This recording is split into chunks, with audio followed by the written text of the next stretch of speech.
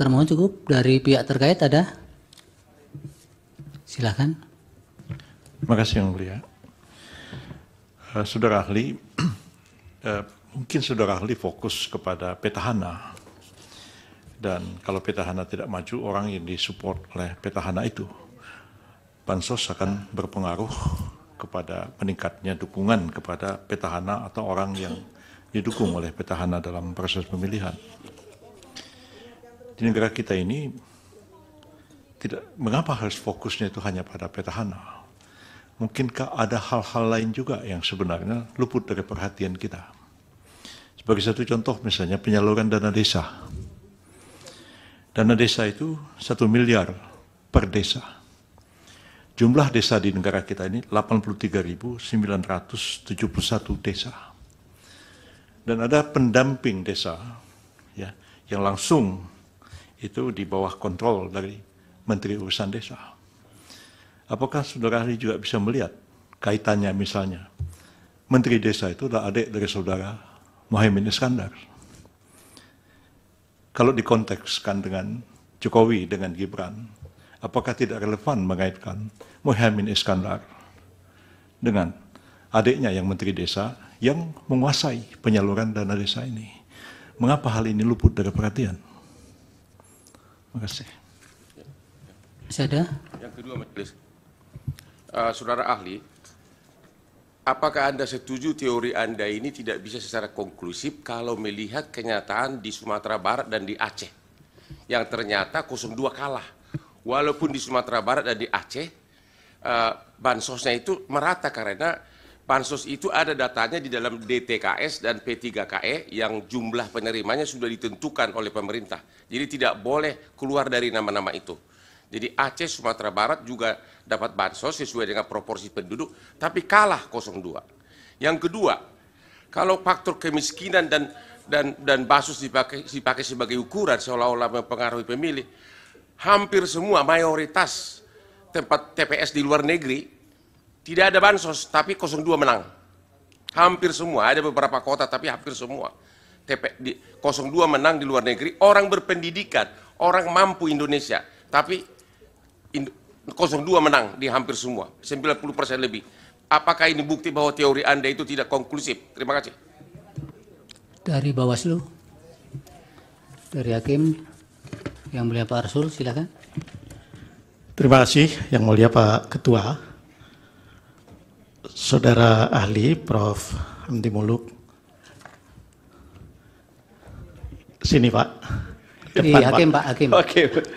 Oh Pak. Ya. Saya kira Pak. welfare atau social allowance itu memberikan pengaruh pada perilaku pemilih. Iya.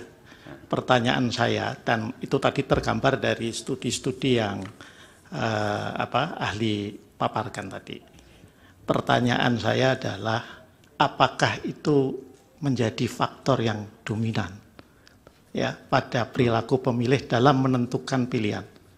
Tidak adakah faktor lain yang bisa juga bahkan lebih dominan ya, seperti misalnya faktor kepuasan terhadap pemerintahan ya, yang kemudian berefek pada calon yang dipersepsikan sebagai penerus pemerintahan? Saya mohon klarifikasi dari ahli. Terima kasih. Silakan, Prof. Penny. Terima kasih Pak Ketua. Prof. Hamdi. Ya, jangan kesana Pak. Pak. Ya, ini terkait dengan studi yang tadi Prof. sampaikan. Ya, ada pertanyaan saya adalah sejauh mana sesungguhnya peran parlemen itu melakukan kontrol terhadap klientelisme itu. Ya, apakah ini yang saudara studi itu sebetulnya merupakan fenomena yang cenderung ada di negara-negara yang sedang berkembang, ataukah juga termasuk di negara manapun yang terkait dengan tadi teori klientelisme itu? Ya, tolong dijelaskan. Terima kasih. Baik, silakan Pak Hamdi, bisa singkat-singkat jawabannya. Oke, terima kasih Yang Mulia. Saya mulai dulu dari tadi Bang Mulia. Jadi Tadi ini contoh, ini masalahnya sekarang ini state ya. Jadi saya kira patron klien dalam konteks Indonesia juga bisa bertransformasi menjadi patronnya itu adalah state. Karena saya ingat studi bahwa misalnya mengatakan politik Indonesia ini seperti politik negara teater gitu. Jadi raja itu, bahkan presiden itu dianggap seperti raja, seperti sosok patron gitu. Jadi sedemikian sentralnya posisi, nah kita menganut presidensialism yang posisi kepala negara itu mau seluruhnya. Dia kepala negara, dia kepala pemerintahan, dia mungkin tokoh yang panutan dan seluruhnya patron. Jadi sangat mungkin bahwa mekanismenya hampir sama dengan yang kita amati patron kalian dalam konteks di adat. Jadi itu mungkin yang juga bisa memperkuat misalnya keyakinan bahwa sedikit banyak faktor ketokohan dari Presiden Jokowi mungkin turut mendorong preferensi ke suara 02. Nah, tadi yang kedua, oke. Tadi Pak Hotman Paris mempertanyakan persoalan tadi, kalau tidak salah saya kenapa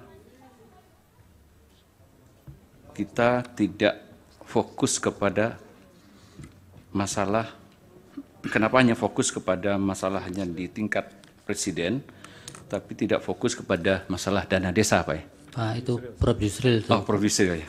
Ya. Oke. Ya,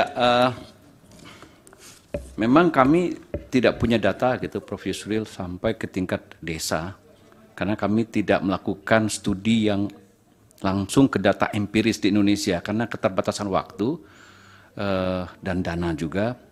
Kami hanya memang mencari hukum-hukum yang umum, yang universal, berlaku di seluruh negara tentang masalah ini. Apakah memang politisasi bansos ini bisa berdampak kepada voting behavior.